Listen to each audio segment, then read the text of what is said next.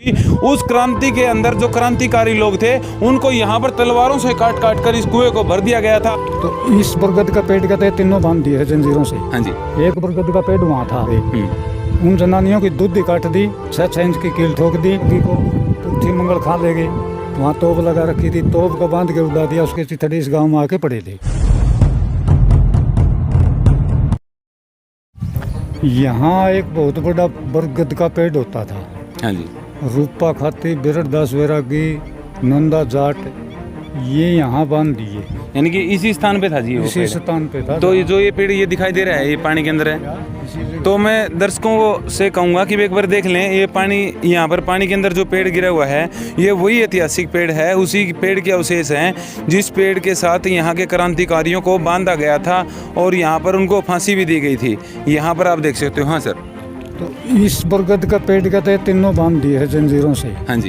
एक बरगद का पेड़ वहाँ था, वहाँ उनकी जनानियों को बांध दिया गया, तीनों की, और उन जनानियों के साथ उनके बच्चे बिठाए गए। उन जनानियों की दूध काट दी, 6 इंच की कील ठोक दी, और उन बच्चों को पाँव पे पाँव रख के फाड़ के उनका सामने गिरा दिया। वो तड़फ तड़फ के मरे।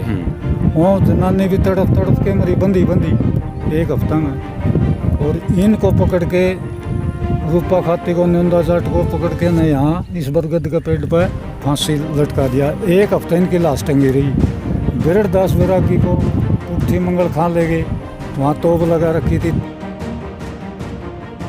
तोप को बांध के उड़ा दिया, उसके चिथड़े इस गांव में आके पड़े थे। और जितने भी पकड़ में आए यहाँ के आदमी, उनको पकड़ के हांसी रोलर का नीचे पीस दिया सड़क, लाल सड़क के ऊपर। लाल सड़क, उन्हीं का खून से वो लाल सड़क हुई है।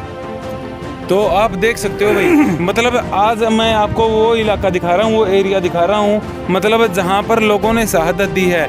उन माओं के साथ क्या गुजरी होगी, जिन माओं के बच्चों को ना यहाँ पर अंग्रेजों अधिकारियों के द्वारा बिल्कुल पाँव पे पाँव रखकर चीरा गया था, मतलब वो जगह है।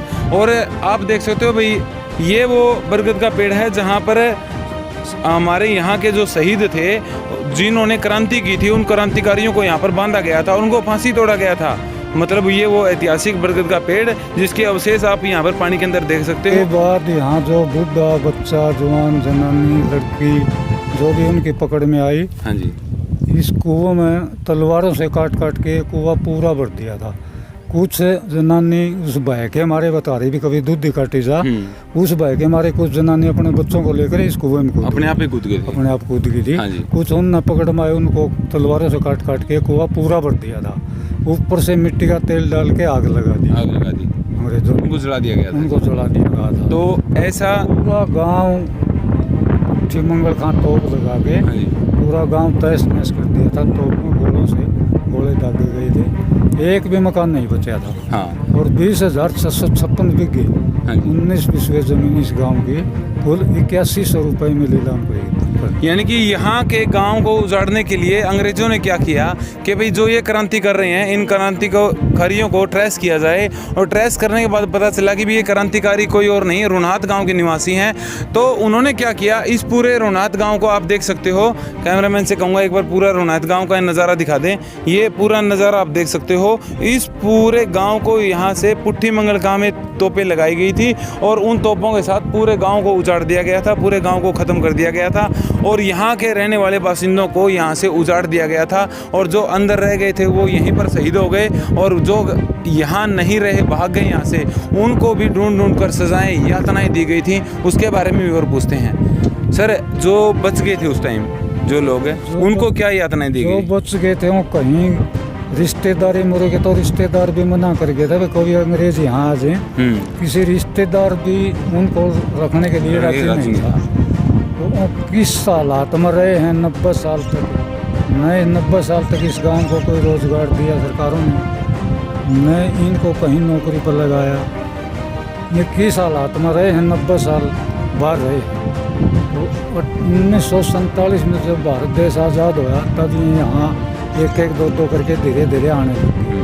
उसके बाद रिश्तेदार बुलाए, उन ज़मीन खरीदी, अपना मेहनत परिश्रम करके फिर इस गांव का न थोड़ी बहुत जो आज उनके पास है उनसे वो जमीन खरीदी। ये सुनने में आया जी इस गांव को तो कि बैन था। इस गांव के लोग अपनी ही जमीन खरीदने के लिए, मतलब ऐसा कानून था कि अपनी ही जमीन को वो खरीद नहीं सकते वो थे। खरीद नहीं सकते थे अपनी जमीन को, बैन लग गया था उनको।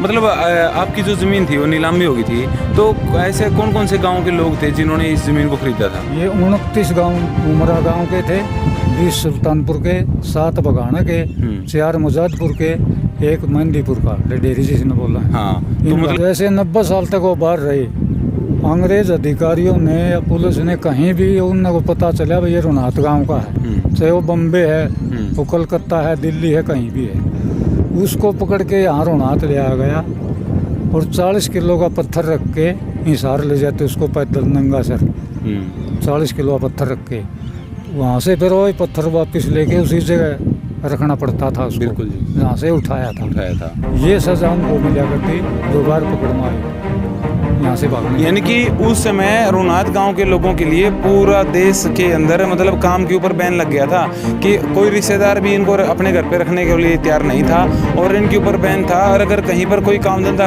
करता हुआ कोई मिल भी जाता तो उन लोगों के सिर के ऊपर पत्थर रख के, 1 मन का पूरा पत्थर, यहाँ पर दादी गौरी का मंदिर है, उस मंदिर के पास वो पत्थर होता था, वहाँ से मंदिर के पास से वो पत्थर सिर पे रखा जाता। और हिसार यहाँ से कितना किलोमीटर पड़ता है जी?